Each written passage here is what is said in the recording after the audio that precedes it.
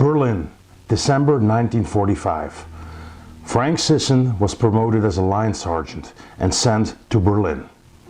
As a member of the military police, he had to keep an eye on the Soviet troops. That winter was really harsh. The people from Berlin were starving. The children were walking through the streets. Their stomachs were swollen, looking for food. But Frank said, that Christmas Day, the cooks had prepared us a fantastic meal. The table was full of the best food you could find, and the smell was incredible. We were all getting ready for our Christmas meal. We sat down at the table, but suddenly I noticed the faces of these children peeking through the window of our headquarters. They were drafted by the aromas of the delicious food. It really spoiled his appetite. Frank left the table, went into the kitchen, and he asked the cooks if they had any hamburgers left, and to tell them when they were ready. Sometime later, Frank Sisson left the command post with 2 bags of hamburgers. He walked up to the children, he wiped the snow from the curb, he sat down with them, and he started handing out the hamburgers to the children.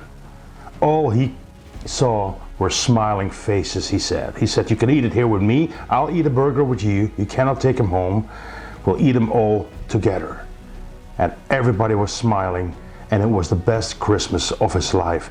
Even the man of his unit came by, his captain walked by, stopped and saluted him. December 45.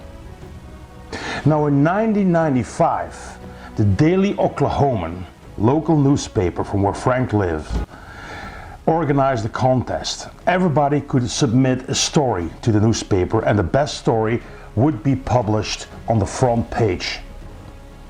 Frank, remembering his wartime stories from Berlin, sent his hamburger story to the newspaper. Of course, he won, and his story was published. Now, that same day at his home, Frank received a phone call. And there's a voice on the other side of the line with a very heavy European accent, asking him if he was the guy who wrote that story. And Frank was a little surprised, and he said, yeah, that's me.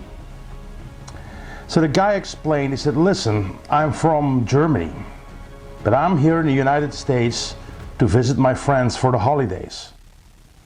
And this morning at our breakfast table, I read that story to the people. And everybody was crying because it's such a wonderful story.